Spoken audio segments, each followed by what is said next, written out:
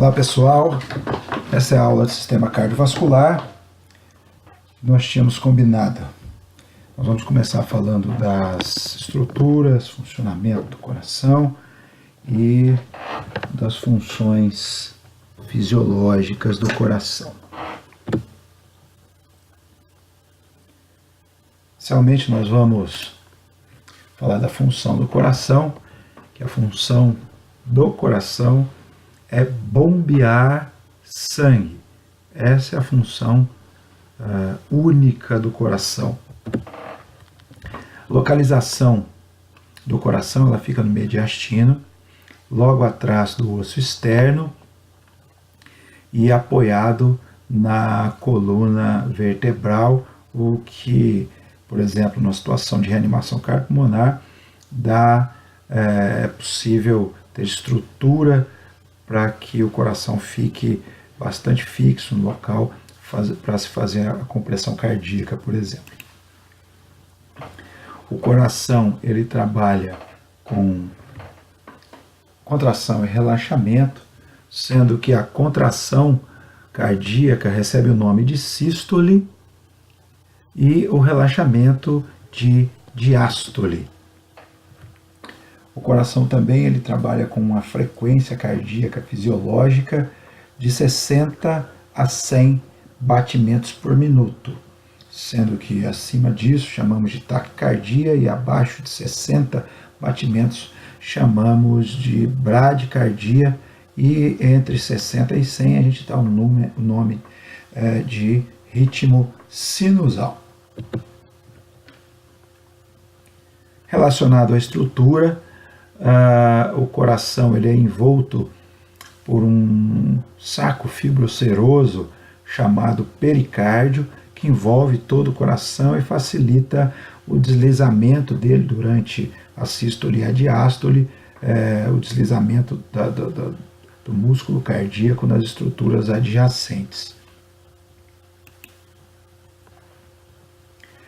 Aqui a gente pode ver um pouco dessas estruturas, a gente percebe o pericárdio na parte externa, o miocárdio, que é o próprio músculo cardíaco, é esta estrutura que vai realizar a contração cardíaca durante a sístole e diástole. E o endocárdio na parte interna, que reveste toda a parte interna do coração, inclusive as válvulas cardíacas. Ainda relacionado ao pericárdio aqui e toda a parte histológica, a gente tem algumas situações clínicas que podem ocorrer aqui. O pericárdio ele pode ser dilatado aqui em situações, por exemplo, de trauma torácico, em que ocorre uma contusão no miocárdio e forma-se uma coleção de sangue nesta região, sendo necessário a punção para a retirada desse sangue. Pode ocorrer no miocárdio miocardiopatias ou no endocárdio aqui, por exemplo, a endocardite. São situações que podem ocorrer nessa estrutura histológica. Aqui a gente pode ver as estruturas internas do coração. O coração ele é dividido em 4 câmaras, sendo as duas câmaras superiores chamadas átrios e as duas câmaras inferiores chamadas ventrículos. E também ele é dividido ao meio, separando o lado direito do lado esquerdo. Nesta região aqui você tem o septo intraventricular, que divide o coração direito e o coração esquerdo. E é possível a gente identificar o coração esquerdo observando a parede muscular do ventrículo esquerdo, que é sempre mais espessa por conta da força exercida para a ejeção do sangue desta câmara para o restante do corpo. Ao observarmos essas câmaras, a gente vê do lado direito o átrio direito, na sua parte superior, o ventrículo direito na sua parte inferior, do lado esquerdo o átrio esquerdo na parte superior e o ventrículo esquerdo na sua parte inferior. Também é importante observarmos que existem estruturas chamadas valvas ou válvulas, que vocês vão encontrar em algumas literaturas também, que são estruturas que vão impedir o fluxo retrógrado do sangue de uma câmara para outra. No lado direito, entre o átrio direito e o ventrículo direito, nós vemos a válvula tricúspide. Temos ainda dentro do ventrículo direito, na saída da artéria pulmonar, a válvula pulmonar. Se está na artéria pulmonar, válvula pulmonar. Passando para o lado esquerdo do coração agora, entre o átrio esquerdo e o ventrículo esquerdo, nós temos a válvula ou válvula mitral. E na saída da aorta, nós temos a válvula aorta ou válvula aórtica. Entendendo isso, nós vamos entender também o ciclo cardíaco.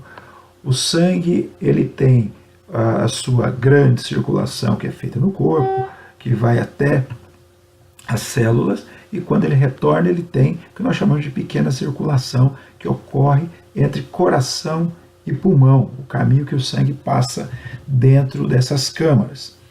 Tudo começa nas veias cava superior, na veia cava superior e na veia cava inferior. Veia cava inferior trazendo o sangue da parte inferior do corpo e a veia cava superior trazendo o sangue da parte superior do corpo. E ambas desembocando no átrio direito, na câmara superior do lado direito. O sangue cai no átrio direito, vai passar pela válvula tricúspide, cai no ventrículo direito. A partir daqui, o único caminho são os pulmões. O ventrículo direito ejeta esse sangue, passando pela válvula pulmonar, ejeta esse sangue para dentro dos pulmões, onde é feita a oxigenação dentro dos alvéolos pulmonares, e esse sangue retorna pelas veias pulmonares. É importante a gente entender um conceito aqui também, que esquecermos um pouco o conceito de artéria e veia que nós temos, de que a artéria é onde nós temos sangue oxigenado, e veias são vasos que nós temos sangue não oxigenado. Aqui a coisa se inverte e aqui a gente passa a entender o real conceito de artéria e veia. A artéria são vasos que nascem, têm seu início no coração. Portanto, do lado direito do coração, apesar de nós termos sangue não oxigenado passando dentro desse vaso, ele é uma artéria pulmonar. E ao retornar do pulmão, esses vasos têm início no pulmão e finalizam o seu trajeto no coração. Portanto, são veias pulmonares, aqui no caso, e trazendo sangue oxigenado. Importante entender esse conceito. Essa estrutura de vasos que desembocam no coração, né, são duas veias pulmonares que desembocam aqui no coração, essa parte de trás aqui do coração recebe o nome de hilo pulmonar, onde estão todos os vasos. Retomando aqui então, para a gente entender todo o ciclo cardíaco. Iniciando nas veias cava, superior e inferior, átrio direito, válvula tricúspide, ventrículo direito, válvula pulmonar, artéria pulmonar, indo para os pulmões, faz a oxigenação, a hematose dentro dos alvéolos, retorna pelas veias pulmonares para o átrio esquerdo, válvula mitral, ventrículo esquerdo, e a partir do ventrículo esquerdo, a ejeção para o corpo. E esse sangue será distribuído para todas as células do corpo, passando aqui pela válvula aórtica ou válvula aorta. Um outro detalhe também está é necessário entender a pressão arterial. A pressão arterial, o conceito de pressão arterial, está na força que é exercida pelo ventrículo esquerdo na parede da artéria aorta, na saída desse ventrículo esquerdo. Isto é a pressão arterial. Então, a força exercida na saída da aorta, a partir do ventrículo esquerdo, é a pressão arterial.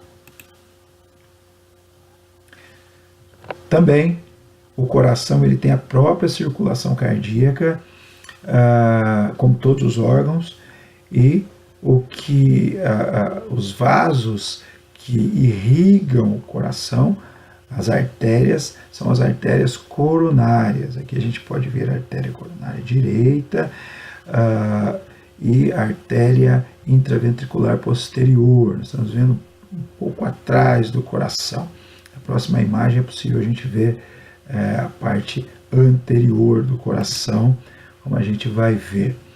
Aqui nós temos a artéria coronária direita, que ela sai direto da aorta, e a artéria coronária esquerda e a artéria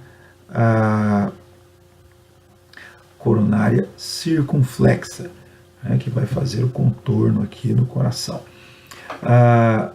Esses vasos têm uma relação importante com as doenças cardiovasculares. São eles que obstruem e provocam o infarto agudo do miocárdio. Então, entendemos a partir daí que o infarto ele é uma doença vascular, não uma doença do coração em si. Ela afeta, obviamente, o coração, mas ela é uma doença vascular.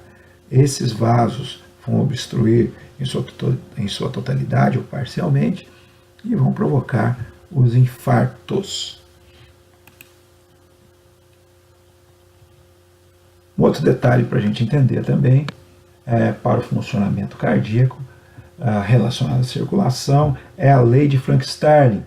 O que diz essa lei de Frank-Starling? Ela prevê que quanto maior o volume de sangue recebido pelo ventrículo durante a diástole, ou seja, durante o relaxamento cardíaco, maior será o volume de sangue ejetado para as artérias durante a sístole, ou seja, quanto mais o coração se preenche, mais força ele terá que fazer para ejetar esse sangue. E a partir do entendimento dessa lei, entendemos que coração vazio, ele não bate, ele não tem frequência. Essa é uma das causas também de parada cardíaca. Por isso as hemorragias são importantes. Quando não temos uma perda significativa de sangue, o coração passa a bater mais fracamente, ejetando menos sangue, menos débito cardíaco. E é isso que nós vamos entender agora. Entender que o débito cardíaco é o volume de sangue sendo bombeado pelo coração a cada minuto. Ou seja, o débito cardíaco é igual ao volume sistólico, ou seja, ao volume ejetado na sístole, vezes a frequência cardíaca em 1 minuto. Um exemplo aqui que a gente pode pegar, vamos pegar aqui, transformar isso em números, sendo que o débito cardíaco é igual ao volume sistólico. Nós demos aqui uma média de 70 ml para cada volume, para cada enchimento do coração na sístole, vezes, pegamos aqui um exemplo, de 70 batimentos por minuto. Ao fazer esta conta aqui, multiplicar um pelo outro, nós temos que em 1 minuto haverá um débito cardíaco de 4.900 ml. Isso é a média fisiológica de um adulto para débito cardíaco. Isso aqui pode, no adulto, subir até 12.000 ml durante um exercício físico intenso, por exemplo. Então é importante entendermos o conceito do débito cardíaco para a gente entender, por exemplo, a ejeção, quanto de sangue este coração pode ejetar. E entender também que esse coração sem sangue não pode funcionar. Quanto menos volume, menos sangue ejetado, mais dano celular ele vai causar. Precisamos entender também o sistema condutor cardíaco. Ao observarmos o 10º par craniano, que é o nervo vago, percebemos que ele controla toda a parte visceral do nosso corpo. Entre eles, o batimento cardíaco, a frequência cardíaca é estimulada pelo nervo vago. Então nós temos um controle, parte do controle cerebral do nosso batimento cardíaco. Esse estímulo elétrico ele é levado até um conjunto de nervos que ficam dentro do músculo cardíaco. E começa o estímulo numa região que nós chamamos de nó sinusal ou nó sinoatrial. Esse aqui é o nosso marca-passo natural. Quando nós temos um problema aqui, nesse marca-passo natural, ele é substituído pelo marca-passo artificial, e aí precisamos de um equipamento para estimular esse coração. Mas quando ele funciona, o nó sinusal ele recebe o estímulo elétrico e distribui esse estímulo elétrico através desse conjunto de nervos que estamos observando aqui, para que haja a contração ou sístole atrial e ventricular. Esse sinal elétrico ele começa no nó sinoatrial e é distribuído pelas fibras de condução atriais. E quando isso acontece, ocorre a sístole atrial. Após o estímulo passar por essa região atrial, ele passa pelo nó atrioventricular e ele é distribuído novamente pelo feixe de His e as fibras de Purkinje, que por sua vez vão estimular a região ventricular e com isso provocar a sístole ventricular. Então, o coração não funciona todas as câmaras ao mesmo tempo. Ocorre a sístole atrial, a diástole atrial e após ocorre a sístole ventricular e a diástole ventricular. Essa condução elétrica, esse estímulo elétrico é o que vai provocar o ECG, vai fazer com que o ECG seja possível de ser lido no nosso aparelho e para a gente conseguir entender o que está ocorrendo com o coração. Cada onda desta que nós observamos aqui, ela está relacionada ao trabalho de uma parte do coração. Essa onda que estamos vendo aqui é um batimento cardíaco, é um único batimento cardíaco. E ele é formado por 5 ondas que recebem o nome de onda P, Q, R, S e T. E cada onda dessa está relacionada a uma parte do trabalho cardíaco, sendo que a onda P é a despolarização ou a sístole atrial e o complexo Q, R, S é a despolarização ventricular ou a contração ventricular. E a onda T é a repolarização ventricular ou o relaxamento dos ventrículos. Existem 12 derivações cardíacas. Aqui observamos 6 delas marcadas em vermelho, que é a D1, D2, D3, AVR, AVL, AVF. Vamos aqui observar alguns poucos detalhes, porque essas questões serão discutidas posteriormente na disciplina de saúde do adulto. Mas para entendermos o que está sendo observado pelo ECG, vamos explicar rapidamente essas questões. O AVR é o lado direito do coração, o AVL, o lado esquerdo do coração, e o AVF é a parte inferior do coração. D1 é o lado esquerdo na sua parte mais inferior, D2 está olhando para o coração na região do ápice do coração, e D3 está olhando para o coração na sua parte do ventrículo direito. Então, cada uma dessas derivações olha para uma região do coração. AVR, ventrículo direito. D3, o AVR, átrio direito. O D3, ventrículo direito. O AVF, ventrículo direito na sua parte inferior. O D2 olha para o ápice. D1 para o ventrículo esquerdo, e o AVL olha entre o átrio e o ventrículo esquerdo. Além dessas 6 derivações, existem também as derivações vetoriais, V1, V2, V3, V4, V5 e V6, que olham tridimensionalmente para esse coração, cada um olhando para um ponto específico no coração. E a junção dessas 6 leituras formam o ECG.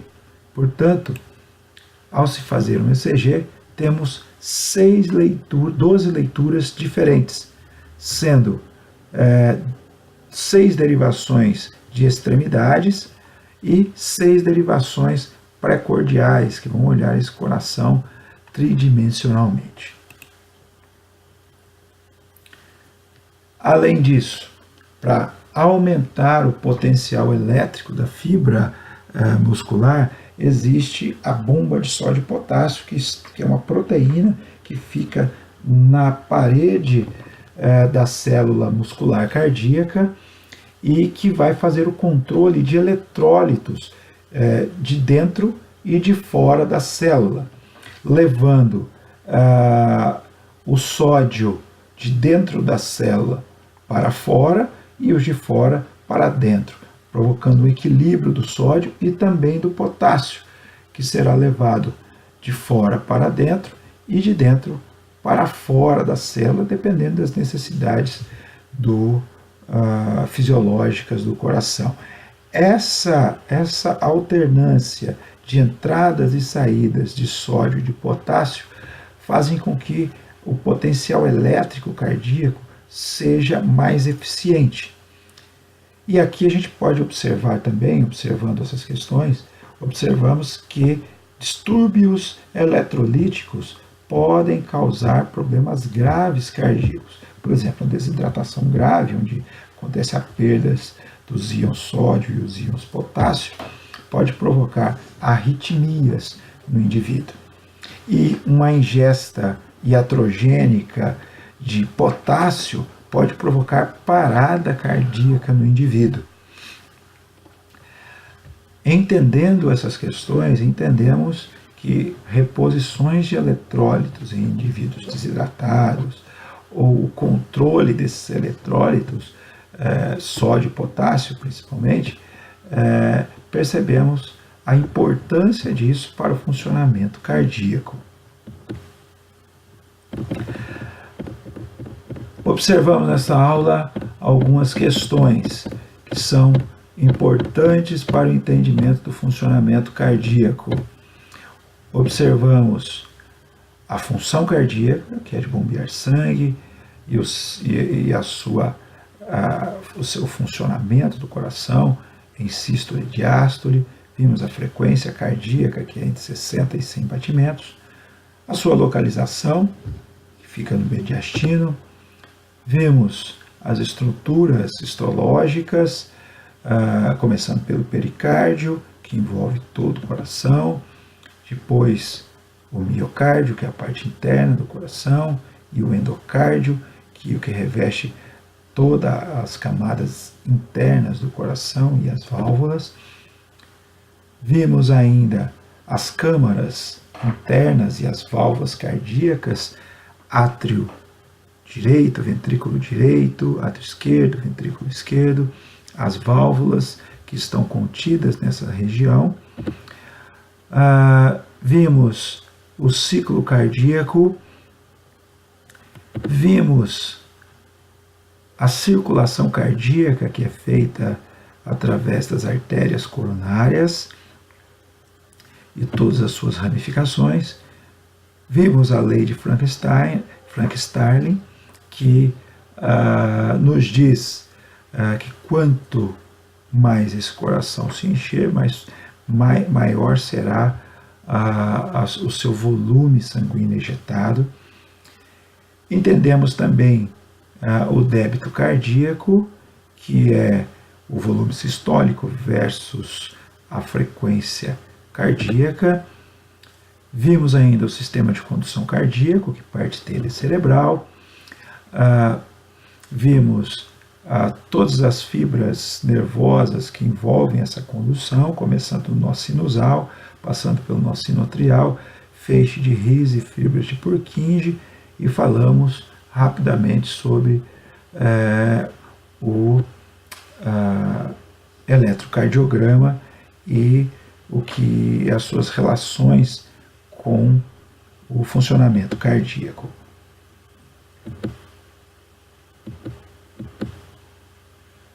E vimos as ondas cardíacas também, que são formadas por esse sistema eletrocardiográfico.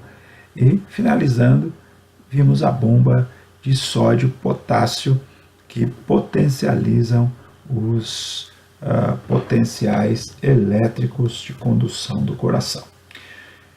É isso por enquanto, pessoal. Até a próxima.